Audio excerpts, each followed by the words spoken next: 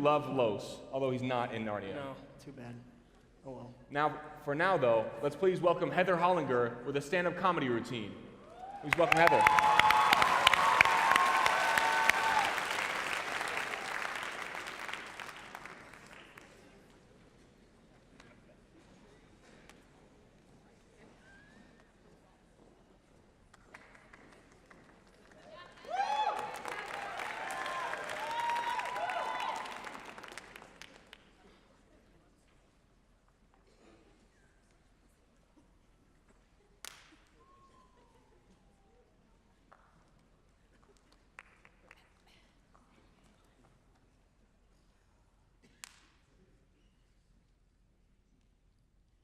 That was the worst.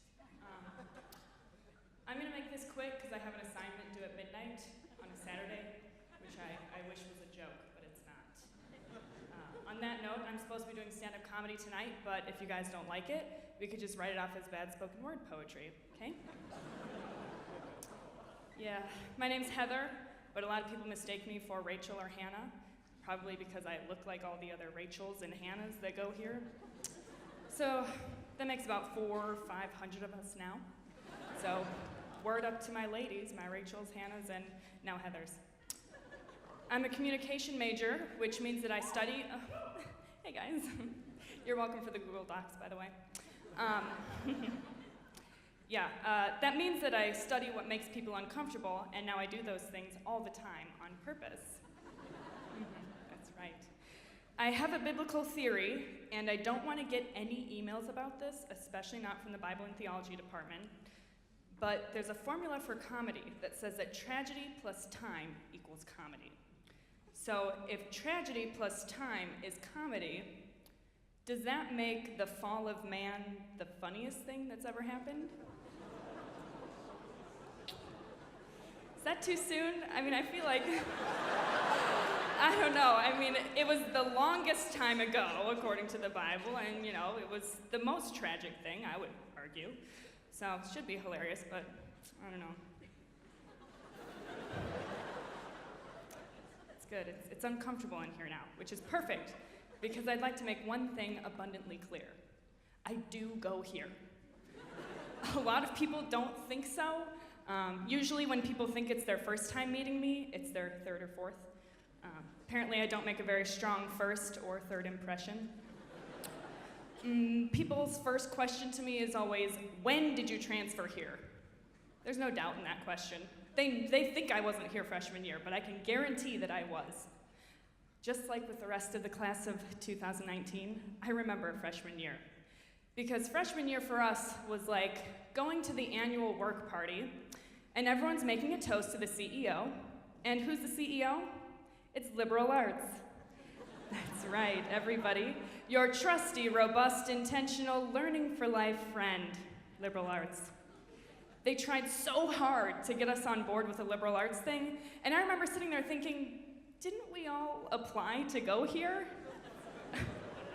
Did we not already know about the liberal arts thing? Are we not already throwing thousands of our parents' hard-earned dollars at it? I mean, come on. It was a rough start, for sure, but things got better real quick because President Reagan started his chapel series on the Song of Solomon. That's right. Yeah. Good times. Learned a lot that semester. That's good. We're uncomfortable again, right in the sweet spot. That's awesome. I'm actually so good at making people uncomfortable that I'm starting to think that it's my spiritual gift.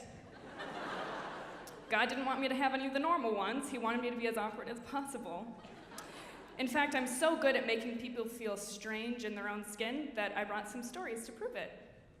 No one ever asks me to tell these stories, but I haven't accomplished anything yet, so it's really all I have going for me.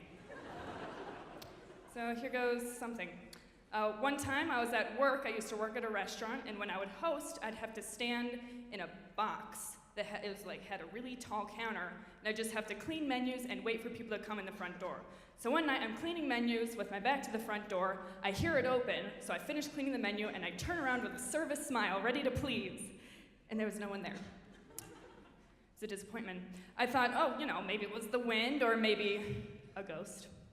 And because I was by myself and I'm weird, I said out loud like this, ghosties!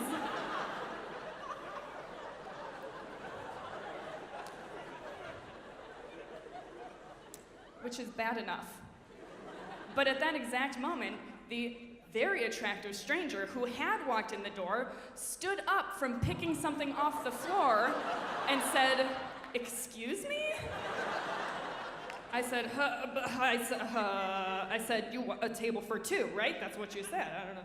So, I lost my chance with that guy, but I know definitely that I will forever be in his heart. He will never forget me. Unlike most of the people that I meet. Oh, thanks, guys. So much sympathy. I really need it.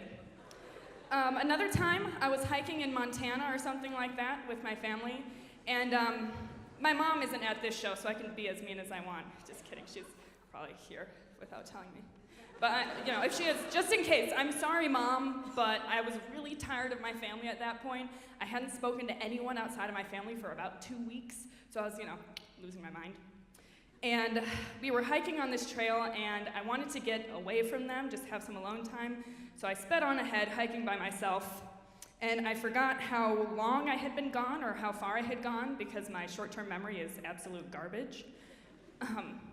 So I decided to stop where I was and wait for them to catch up, and I surveyed the area where I was standing, and I saw an opportunity for comedy gold. I'll explain. There was a little stream of water crossing the trail right in front of me, and I thought, well, that's a hazardous situation. It was not. If I put my foot in the water, my sock wouldn't even get wet. But next thing I know, I take a little rock, I put it in the middle of the stream for safety, and I stepped back and admired my work, and I said it was good, like from Genesis. You remember. The Bible and Theology department can definitely email me about that one. Anyway, I waited for my family to round the corner. I heard their footsteps, so I got into position, and I waited for them to approach. I heard their footsteps stop, and then this was the punchline of my joke. I turned around and I said, again, like this, "Don't worry, I built a bridge for you!"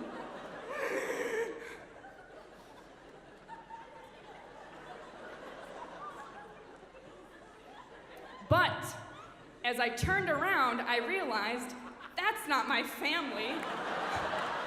That's an old couple.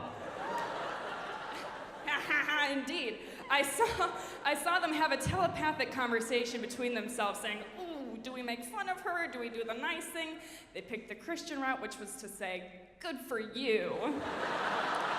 Because they don't know what's going on with me. And then I was sitting there frozen, thinking about how nice it was that they said that to me and didn't make fun of me. And then I realized I had a decision to make. I could either stand up and say, "I am so sorry, I thought you were my family. I don't recall passing you on the trail. I'm actually okay. I hope you have a good day." Obviously they wouldn't, because they just got played a little bit. So I instead chose the more salient option, which was to pop up, say "thank you," and prance away. And then I sprinted as far as I could back to where my family was because of mortification. So, really all that to say, you people might not remember meeting me for the first time, but I can guarantee that there's people out there that do. Thank you.